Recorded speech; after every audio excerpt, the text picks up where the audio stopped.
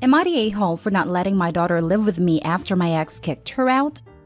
My ex-wife, 45 female, and I, 46 male, divorced 3 years ago and have 3 kids together, 24 male, 22 female, and 17 female.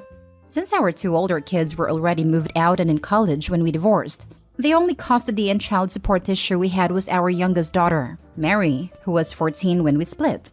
My ex wanted full custody while I was pushing for shared custody. I had moved into an apartment at this time, and Mary would stay with her mom during the week because it was easier for school. She would come stay with me on weekends though. I answered any questions Mary had about our divorce, but I made it a point to never say anything negative. I didn't want Mary to think that anything she had done was the cause for our divorce.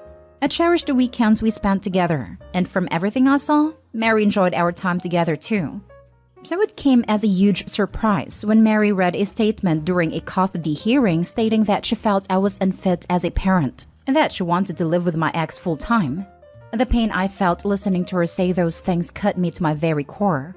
I tried to talk with Mary after the hearing, but my ex stepped between us and told me to leave them both alone. I was heartbroken. Since then, I've only had rare visitations with Mary because she has consistently said that she wants nothing to do with me. No matter how bad it hurts, I never pushed her to spend any more time with me than she wanted to. I have paid every cent of child support and also continued contributing to her college fund. I have had many conversations with my other kids about Mary because I was so surprised by this change of behavior. They have both told me that Mary hasn't said anything specific to them about why she made a choice she did. Communication between my ex and I is not good, and she pretty much refuses to discuss anything related to Mary, who is going into her senior year of high school. I have recently moved in with my girlfriend of 1 year and her 3 kids, all under 15. Things have been good, and I'm happier than I've been since the divorce. But a few weeks ago, I got a surprise call from Mary. She said that my ex had kicked her out of the house, and she had nowhere else to go. I immediately told her that I would help any way I can. After talking with my girlfriend, we agreed to let Mary stay with us for a few days while we get things figured out. I talked with my ex, and it turns out Mary has been struggling with substance use and threw a huge party at my ex's house and trashed the place. After another talk with my girlfriend, we decided that we do not have the space to house Mary permanently. And with her current issues, my girlfriend does not feel comfortable having Mary around her kids, who have zero relationship with Mary. It broke my heart again, but I had to tell Mary that she can't stay with us. She yelled and screamed at me and reminded me that I said I would help. She's since gone back to my ex, and I know Mary needs help, but both her and my ex are refusing to speak with me. Now for the top comments. Your daughter is a minor. Your ex, who has full custody of her, cannot legally kick her out. If she does and the child lives with you, she will have to pay you child support. But also, dude, work on your relationship with your child.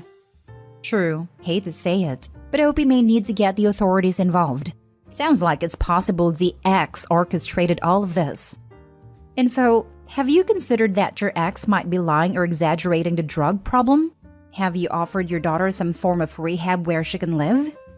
When Mary was at our house, I talked to her about this. She said she just used weed and hasn't done anything else. She admits to throwing a party and that it got out of hand and some things in the house were damaged. I tried to suggest rehab or counseling, and she got defensive and told me that I can't expect her to listen to me when I've been out of her life for so long. Everyone sucks here, but I honestly think you're the a-hole. Through the entire post, you're upset about Mary not wanting to live with you and how hurt you were by the statement she made in court. Now you have the opportunity to spend time with your daughter and figure out why she said those things and what went wrong in your relationship. But instead of taking that opportunity, you tossed her out instead. Sounds like she was right to not want anything to do with you, if that's your idea of being a father. I don't have custody of Mary. My ex does. I do not know the legal implications of letting her live with us. Also, the house we live in belongs to my girlfriend, not me. I can't force her to allow Mary to live with us. She has her own kids to look out for. None of them have any relationship with Mary, so I don't blame her for being wary and cautious. Next story. Am I the a-hole for telling my wife and her parents that I won't force my youngest to call her mom? I have 2 children with my late wife. We had our oldest when we were just 20, and 6 years later we had our youngest. 3 months after the birth of our youngest, my wife died suddenly and unexpectedly. I found out after her passing that she'd had a heart condition that she was never made aware of. I was told to get both my kids tested, and both inherited a condition from their mom. That period of my life was traumatic as heck. Luckily, I had so many videos and photos of their mom to share. We also had her dad, who was amazing and the best grandpa to the kids. My son remembered his mom. My daughter was too young, but she's heard so much about her mom from her family. 2 years ago, I started seriously dating my current wife. I have known her for 4 years, and she met my kids once we got more serious, but not where we rushed into moving in. The kids are now 7 and 13. We've been married for a little over 5 months. We had talked about her relationship with the kids before we got engaged. She told me she wanted to be seen as another mom to them, so I spoke to my kids. My son was clear that she would never be a second mom. My daughter said she wasn't sure, but she didn't feel that way about her. I told them both their feelings were 100% understandable and fine. They both said they liked my current wife and they thought she was kind. I spoke to her about it then, and she told me she was fine if they weren't okay with it at a time. I told her she needed to be okay with it if they always felt that way. I told her she needed to be prepared for always being step to both of them. She took some time to think and said it was fine. But once our wedding happened, she seemed to grow agitated by the lack of mom title for my daughter. I think it bothers her less with my son because of his age, but she has told me she does feel different about it with my daughter because she is the only mom figure she has known. I suggested the two of us to go to therapy together to talk it out again, but she said it wasn't needed and that she would get over it. But then last week, she and her parents brought it up to me, how I should encourage my daughter to call her mom, and how my daughter deserves to have a mom in her life, how she'll never know her birth mother, which I hate that term for my late wife. They told me pushing her is the best thing for my daughter, but I told them I would never push her to do it, that her comfort in all of this is important to me, and feeling like nothing is forced on her. They told me I was putting my kids' feelings before my wife's, and I said yes. They told me I was a horrible husband and a horrible father for denying them both this. My wife's mother said I was an a-hole to string her daughter along. I told my wife we need therapy with us, and also told her our marriage was hanging on by a thread. In truth, I'm doubting our marriage over this. The kids do like her a lot and enjoy having her around, which makes this suck extra hard. Am I the a-hole? They told me I was putting my kids' feelings before my wife's. I said yes. Freaking legend. Not the a-hole. I sincerely hope Opie also looked at them like they were stupid when he said yes. Because honestly, the gall of these people to expect him to subjugate his child's emotional needs and growth to his wife's wants. Not even a want. It's a whim at best. What does it matter if they consider her as a mom or as a thundercat? As long as they get along well and they respect her, it doesn't matter. My condolences on the loss of your wife. How incredibly heartbreaking. Also, not the a-hole. It irks me that your current wife refers to your first wife as a birth mother. That stings. I hope the kids were not in earshot. It makes me smile to read about your keeping your wife's memory alive. Those kids are blessed to have you as their dad. If your current wife will not agree to counseling and continues to push the issue, which she had agreed to drop, it's time to consider a change. It stung for me too, and I can't put all the reasons into words. It feels so dismissive, like she walked out on our daughter or gave her up for adoption. But my late wife was an amazing mom. She was a really thoughtful mom too. I learned so much from parenting alongside her. Sounds like you have a huge decision to make very soon regarding your marriage, my dude. Next story. Am I the a-hole for not wanting my husband on the deed? I, 37 female, have been married to my husband, 38 male, for 10 years. We both worked good jobs, had a house with a mortgage, and otherwise lived normal lives, until 5 years ago when everything turned upside down. My husband has always liked to gamble. It was never excessive. Poker night with the boys, a couple of trips to Las Vegas, the lottery, and that was it. Or so I thought.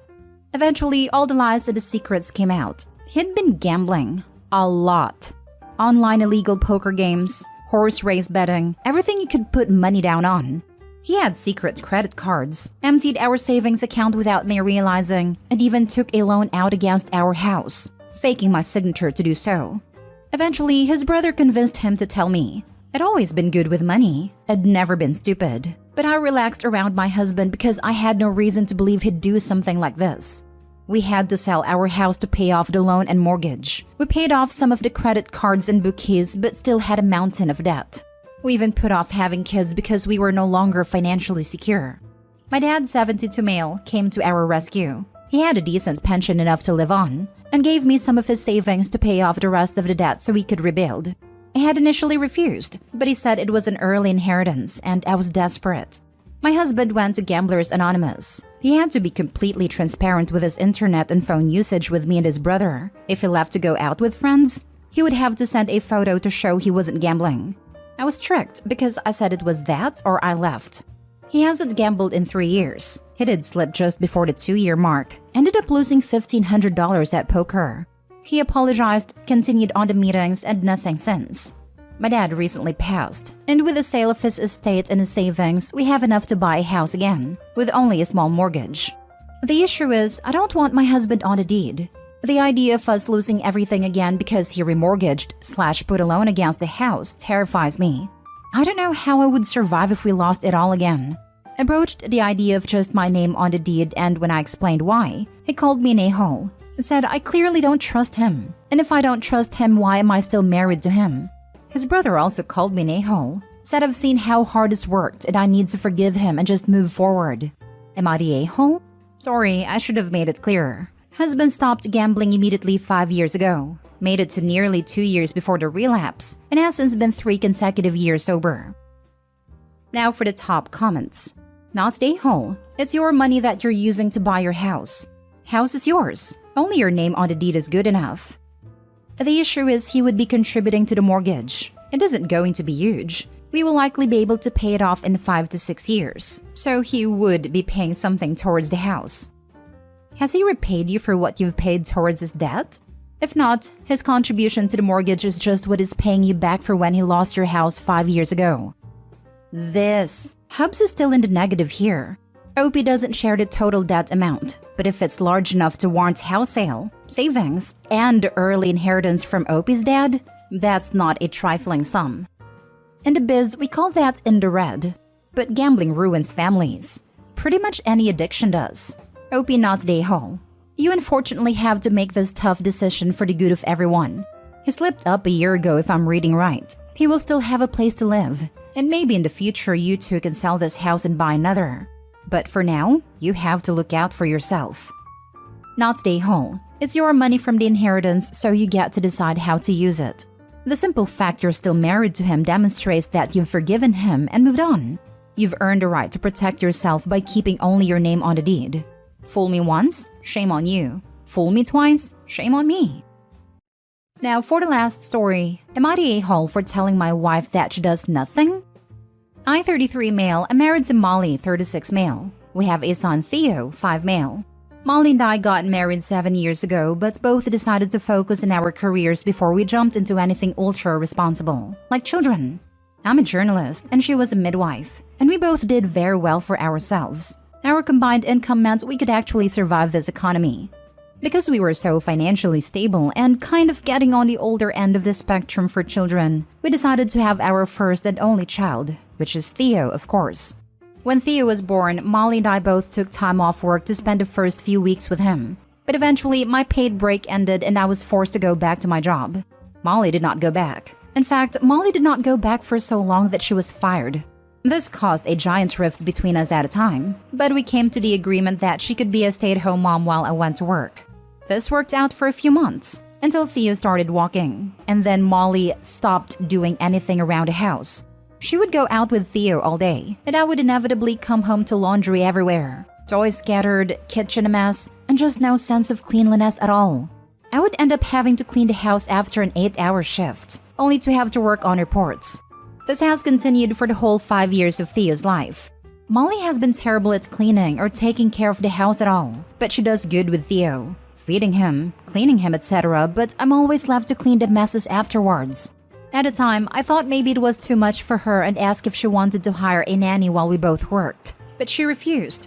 I've asked her to maybe clean up a little before I come home. She agreed, did it for a time, and then stopped.